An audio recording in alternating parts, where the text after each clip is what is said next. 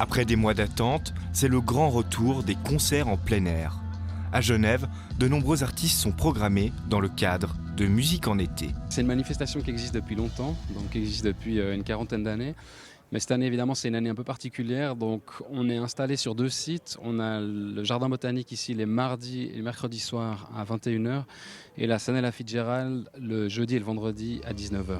Pour profiter des concerts malgré la pandémie, chacun des deux lieux dispose de mesures sanitaires adaptées.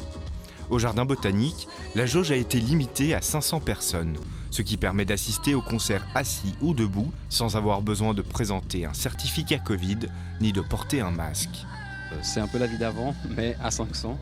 Et puis donc sur la scène Ella Fitzgerald, le jeudi et le vendredi, on a une jauge qui est plus grande, qui est plus importante, mais là il y a un pass Covid qui est nécessaire pour rentrer.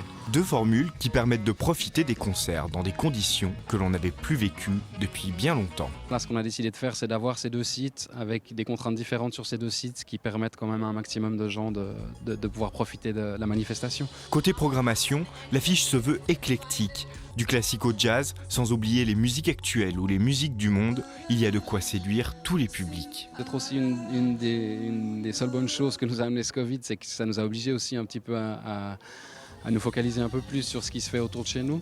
Donc évidemment à Genève, en Suisse romande, partout en Suisse, mais aussi dans les alentours en France. Donc voilà, on a eu un peu ce focus un peu plus sur ce qui se fait dans la région, mais voilà, on est très content de la programmation cette année.